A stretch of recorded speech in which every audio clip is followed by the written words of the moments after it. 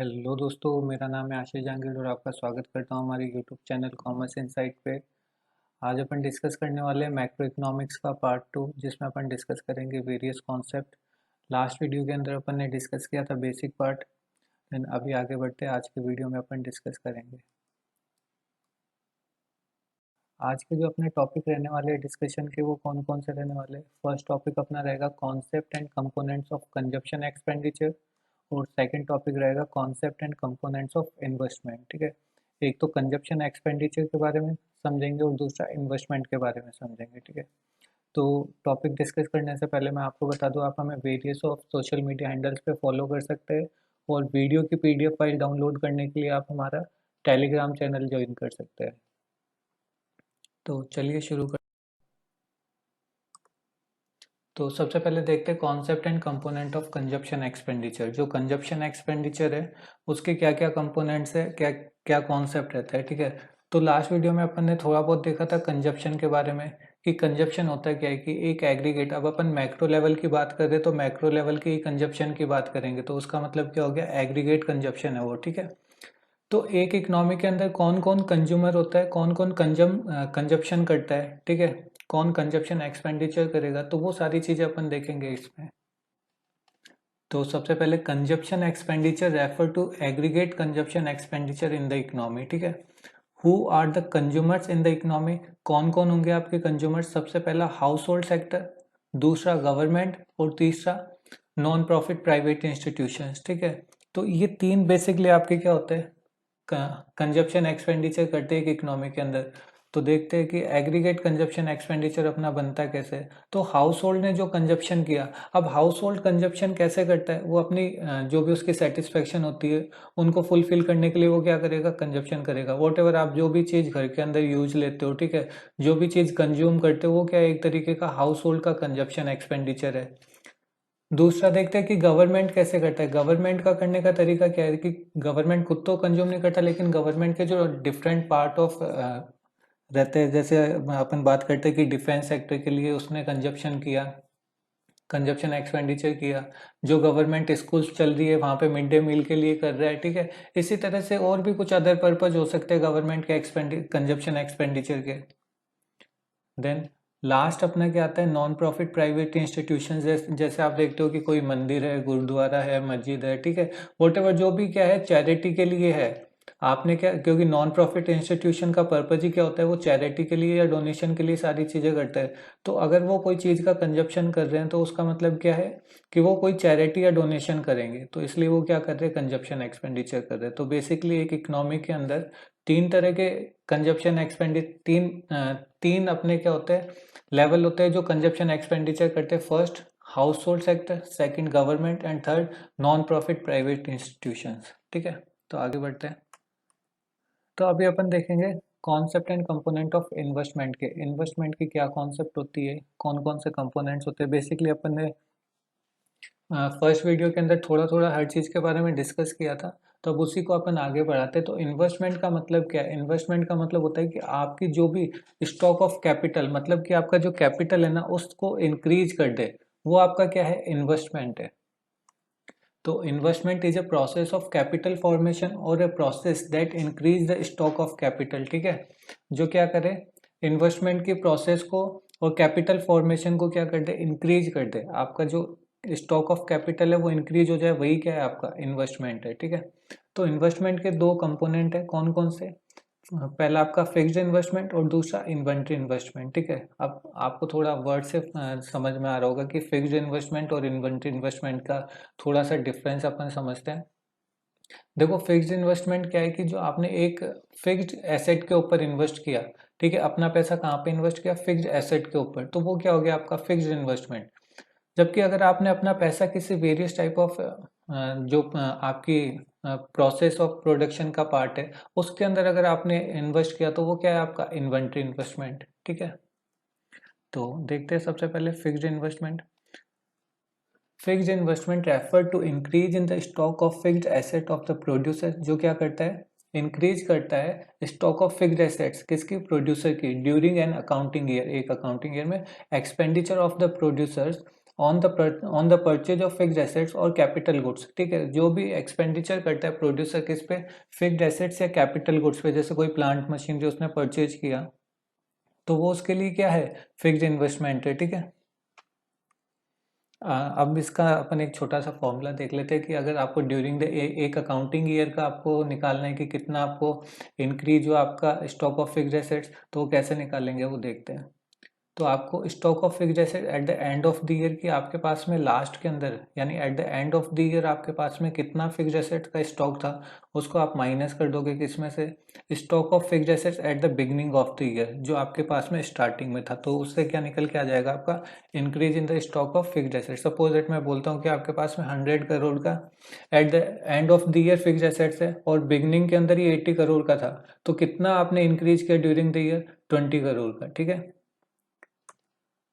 अब इसके कुछ सिग्निफिकेशंस देखते हैं फिक्स्ड इन्वेस्टमेंट के कि क्या क्या सिग्निफिकेशंस होते हैं।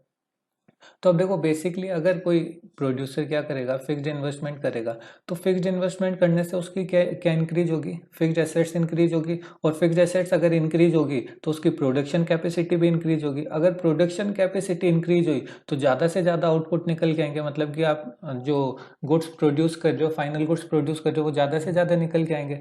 और जितने ज़्यादा फाइनल गुड्स आप प्रोड्यूस करोगे, आउटपुट निकलेगा आपका, उतनी ज़्यादा जीडीपी की क्या होगी, ग्रोथ होगी। तो ये क्या एक सिग्निफिकेंट है फिक्स्ड इन्वेस्टमेंट का। तो हायर फिक्स्ड इन्वेस्टमेंट अपन को हायर आउटपुट देता है और हायर आउटपुट अपन को हायर जीडीपी ग्रोथ रेट देती है। ठीक है, तो ये कुछ सिग्निफिकेंट है किसके, फिक्स्ड इन्वेस्टमेंट के।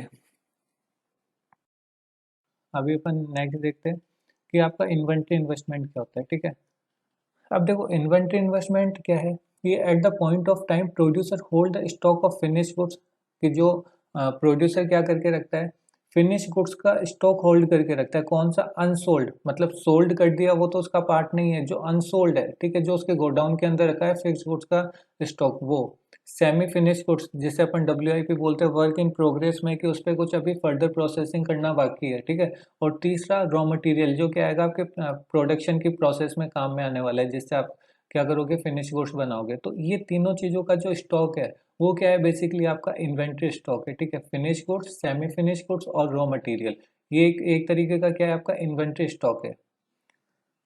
इन्वेंट्री स्टॉक है जिसे इन्वेंट्री इन्वेस्टमेंट भी बोलते हैं। ठीक है, this stock keep vary over time, क्योंकि टाइम पीरियड के अकॉर्डिंग चेंज होता रहता है, कभी ज़्यादा, कभी आपके पास में कौन सा पोर्शन ज़्यादा होगा, कभी कौन सा पोर्शन ज़्यादा होगा, तो वेरी करता रहता है अकॉर्डिंग टू टाइम।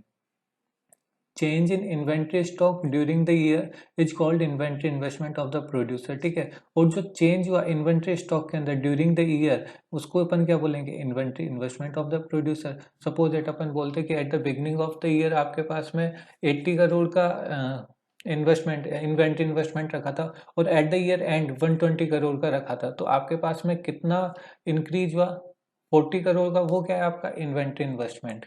तो उसको एक फॉर्मूले की तरह देखते हैं अपन, चेंज इन इन्वेंट्री स्टॉक कितना हुआ, ठीक है, वही आपका क्या हो जाएगा, इन्वेंट्री इन्वेस्टमेंट हो जाएगा उस टाइम पीरियड का। तो inventory stock at the end of the year, जैसा मैंने बोला कि 120 करोड़, उसको अपन को माइनस करना है inventory stock at the beginning of the year, जो आपके स्टार्ट मतलब बिगनिंग ऑफ द ईयर के अंदर जो भी इन्वेंट्री स्टॉक था उसको आपको माइनस कर देना है। तो वो क्या निकल के आ जाएगा आपका, चेंज इन इन्वेंट्री स्टॉक, और इन्वेंट्री स्टॉक का चेंज ही क्या है, इन्वेंट्री इन्वेस्टमेंट। ठीक है, अब देखो इसके भी कुछ सिग्निफिकेशन देखते हैं अपन। तो सिग्निफिकेशंस क्या है कि inventory investment primarily consistent of the investment in term of stock. ठीक है, प्राइमरीली आपके पास में किस में होता है, टर्म्स ऑफ स्टॉक के अंदर होता है। अब देखो आपका रॉ मटेरियल हो सकता है या फिर फिनिश गुड्स हो सकता है। ठीक है, रॉ मटेरियल किस फॉर्म में, it ensure in uninterrupted supply of input in the process of the production, या फिर with enough stock of raw material the producers can avoid the day to day purchase from the market. ठीक है, आपके पास में अगर काफ़ी सारा स्टॉक, रॉ मटेरियल का स्टॉक रखा है, तो आपको डे टू डे मार्केट की परचेज करनी नहीं पड़ेगी। ठीक है, जिससे आपके पास में आपकी जो प्रोडक्शन लाइन है उसमें कोई दिक्कत नहीं आएगी। जबकि finish goods, the stock of finish goods is significant because it enable the producers to meet the potential demand for their product. ठीक है, कि वो अपनी जितनी डिमांड है मार्केट के अंदर उसके फिनिश गुड्स की, वो उसको क्या कर सके, मेट ऑफ कर सके। ठीक है, potential demand for their product, ठीक है, उसको वो सपोज मैं बोलता हूँ कि एक कंपनी है जो कुछ प्रोडक्ट बना रही है, मार्केट में उसकी डिमांड कितनी है, सपोज 100 प्रोडक्ट्स की डिमांड है। अगर वो स्टॉक रखता है फिनिश गुड्स का 110 या फिर 120, तो वो क्या कर पाएगा कि अगर डिमांड 100 है वो तो पूरी हो रही है, प्लस अगर कभी किसी फ्लक्चुएशन के कारण डिमांड ऊपर नीचे हुई तो उस कारण से वो क्या कर पाएगा, उसको भी मेट ऑफ कर पाएगा। ठीक है, अब देखो आगे देखते हैं अपन इन्वेस्टमेंट, ग्रॉस इन्वेस्टमेंट क्या होता है। ठीक है, तो ग्रॉस इन्वेस्टमेंट बेसिकली क्या है कि आपका जो फिक्स्ड इन्वेस्टमेंट और इन्वेंट्री इन्वेस्टमेंट ना उसका टोटल है। ठीक है, मतलब जो भी प्रोड्यूसर ने क्या किया, फिक्स्ड इन्वेस्टमेंट और इन्वेंट्री इन्वेस्टमेंट के ऊपर एक्सपेंडिचर किया, वो ग्रॉस इन्वेस्टमेंट है। ठीक है, तो उसको देख लेते हैं क्या लिखा है। Expenditure on the purchase of fixed assets as well as expenditure on the inventory stock during the year is called gross investment. ठीक है, अब देखो कुछ इंपॉर्टेंट नोट लिखा है नीचे। Replacement of fixed assets owing to their depreciation is a part of gross investment. ठीक है, जो रिप्लेसमेंट ऑफ फिक्स्ड एसेट्स है to owing to their depreciation is a part of gross investment. ठीक है, वो डेप्रिसिएशन पार्ट होगा किसका, gross investment का, but it not cause any net increase in the existing stock of capital. लेकिन ये कुछ इंक्रीज नहीं करता है आपके एग्जिस्टिंग स्टॉक ऑफ कैपिटल में। It only maintain the existing stock of capital, वो खाली आपको मेंटेन करने के लिए काम में देता है। सपोज इट अपन बोलते हैं कि कोई मशीन चल रही है तो उसका कुछ पार्ट खराब हो जाता है तो उसको आप रिप्लेस कर देते हो, तो रिप्लेस करने से हुआ क्या कि वो जो उसकी लाइफ टाइम थी या फिर जो मतलब कि प्रोडक्शन की कैपेसिटी थी उसको मेंटेन करके रखेगा या फिर इंक्रीज कर देगा। ठीक है, जबकि नेट इन्वेस्टमेंट क्या है, it expenditure on the replacement of worn out fixed assets, जो खराब हो चुकी है या फिर खराब होने वाली फिक्स्ड एसेट्स है उसको रिप्लेसमेंट करता है। It excluded from the gross investment. ठीक है, ये क्या है, ग्रॉस इन्वेस्टमेंट से अलग है। We called it net investment. Basically gross investment में से आप डेप्रिसिएशन को माइनस कर दोगे तो आपको क्या मिल जाएगा, नेट इन्वेस्टमेंट मिल जाएगा। ठीक है, जिसका एक फॉर्मूला मैंने आपको दिया, net investment is to gross investment minus depreciation. ठीक है, डेप्रिसिएशन के लिए क्या लिखा है, expenditure on the replacement of worn out fixed assets. ठीक है, अब देखो इसके कुछ सिग्निफिकेशंस देखते हैं, क्या क्या सिग्निफिकेशंस है नेट इन्वेस्टमेंट के। तो देखो, it rises the stock of capital in the economy. Net investment अगर आप करते हो तो उससे stock of capital in the economy क्या होगा, इंक्रीज होगा। वही सेम बात की अगर इन्वेस्टमेंट इंक्रीज हुआ तो प्रोडक्शन कैपेसिटी इंक्रीज होगी, प्रोडक्शन कैपेसिटी इंक्रीज होगी तो आपके पास में एम्प्लॉयमेंट की बहुत सारी अपॉर्चुनिटीज निकल के आएगी। तो ये था अपना नेट इन्वेस्टमेंट का पार्ट। तो ग्रोस और नेट का अगर आपसे डिफ्रेंशिएट भी पूछे तो आप यही पॉइंट्स बना के क्या कर सकते हैं, डिफ्रेंशिएट के अंदर लिख सकते हैं। ठीक है, तो आज के वीडियो में अपन आगे देखते हैं कॉन्सेप्ट ऑफ डेप्रिसिएशन। ठीक है, अभी ये जो डेप्रिसिएशन अपन ने लास्ट जहाँ पे देखा कि ग्रॉस इन्वेस्टमेंट में से आप क्या करते हैं, डेप्रिसिएशन को माइनस करते हैं, तो उसकी कॉन्सेप्ट क्या रहती है। तो देखो डेप्रिसिएशन बेसिकली है क्या, कि आपका जो भी फिक्स्ड एसेट्स है उसको यूज किया आपने ड्यूरिंग द ईयर, तो यूज करने से क्या हुआ, उसकी कैपेसिटी कम हो गई या फिर उस पर कुछ रिडक्शन हुआ। ठीक है, जो रिडक्शन हुआ वही अपना क्या है, डेप्रिसिएशन है। या फिर जो अपन बोलते हैं कि नॉर्मल वियर एंड टीयर हुआ आपका, ठीक है, वो चीज़ क्या है, आपका डेप्रिसिएशन है। तो depreciation is the loss of value of fixed assets in the use of account of normal wear and tear, normal rate of accident damage and expected obsolescence। ठीक है, depreciation also called consumption of fixed assets। अभी ये आपको आगे बहुत जगह देखने को मिलेगा, कंजप्शन ऑफ फिक्स्ड एसेट्स दिया रहेगा। जब अपन नेशनल इनकम पढ़ेंगे तो उसमें कंजप्शन ऑफ फिक्स्ड एसेट्स दिया रहेगा। तो कंजप्शन ऑफ फिक्स्ड एसेट्स का मतलब ही क्या होता है, डेप्रिसिएशन होता है। ठीक है, तो डेप्रिसिएशन बेसिकली क्या है कि जो आपका नॉर्मल वियर एंड टीयर हुआ, या फिर जो आपकी नॉर्मल रेट ऑफ एक्सीडेंट या डैमेजेस रहती है कि 10% तो ये रिड्यूस होगा, 5% तो ये रिड्यूस होगा ही होगा, तो वो क्या एक्सपेक्टेड ऑब्सोलेंस होता है। आपको पता रहता है कि इतना तो अपना डेप्रिसिएशन लगेगा ही लगेगा या इतनी तो अपना रिडक्शन होगा ही होगा, उसको बोलते हैं डेप्रिसिएशन। अब देखो ये डेप्रिसिएशन में ही अपन दूसरी चीज देखते हैं कि एक्सपेक्टेड ऑब्सोलेंस, जो आपको पता होता है कि इतना तो आपका रिडक्शन होगा ही होगा। तो अगर आपको पता है कि इतना रिडक्शन होगा, इट्स कॉल्ड एक्सपेक्टेड। तो expected obsolescence has to component, दो दो कंपोनेंट होते हैं कि एक्सपेक्टेड ऑब्सोलेंस होता क्यों है। ठीक है, loss of value of fix assets when this become obsolete या आउटडेटेड हो जाए owing to change in technology. कुछ टेक्नोलॉजी के अंदर अगर चेंज हुआ तो टेक्नोलॉजी में चेंज होने से क्या आ गया, नई टेक्नोलॉजी आ गई और वो जो आप यूज कर रहे थे वो आउटडेटेड हो गई या फिर ऑब्सल्यूट हो जाती है वो टेक्नोलॉजी। उस कारण से भी आपका क्या होता है, आपको पता रहता है कि धीरे धीरे ये चेंज होने वाली है टेक्नोलॉजी में, तो वो change in technology expected obsolescence है। और loss of value of fixed assets when these become obsolete या outdated owing to their change in demand, या डिमांड में कुछ चेंज हो जाए तो वो भी आपका एक्सपेक्टेड ऑब्सोलेंस होता है। जैसे अपन बात कर सकते हैं कि टेक्नोलॉजी और डिमांड दोनों की बात करते हैं। जैसे आपने मोबाइल फ़ोन देखे होंगे, पहले कीपैड वाले फ़ोन चलते थे, ठीक है। फिर धीरे धीरे उनमें कीपैड के अंदर थोड़ा सा मॉडर्नाइजेशन हुआ, फिर धीरे धीरे वो क्या होने लगे, मल्टीमीडिया फ़ोन आने लगे। फिर धीरे धीरे क्या हुआ, स्क्रीन टच फ़ोन आने लगे। फिर स्क्रीन टच में भी अब कितनी वैरायटी आ गई। तो वो क्या है, एक तरीके का चेंज इन टेक्नोलॉजी है। और चेंज इन डिमांड है कि लोगों की डिमांड भी उसी के अकॉर्डिंग चेंज हो रही है, ठीक है। तो एक नोट लिखा है, वो देखते हैं। Expected obsolescence is estimated by the producer on the basis of their knowledge and experience of the market conditions, ठीक है। कि जो एक्सपेक्टेड ऑब्सोलेंस होता है वो आपको पता रहता है कि क्योंकि आपका मार्केट एक्सपीरियंस या मार्केट कंडीशन कुछ ऐसी होती है जिसके कारण आपको पता रहता है कि इतना परसेंट तो अपना ऑब्सोलेंस होगा ही होगा, ठीक है। वो बोलते हैं एक्सपेक्टेड ऑब्सोलेंस। अब एक चीज अपन डिस्कस करेंगे जो होती है अनएक्सपेक्टेड ऑब्सोलेंस। अनएक्सपेक्टेड का मतलब कि आपको वो चीज पता ही नहीं थी और वो सडनली हो गई, ठीक है। उसको बोलते हैं अनएक्सपेक्टेड। आपने ऐसा एक्सपेक्ट किया ही नहीं था लेकिन वैसा हो गया, ठीक है।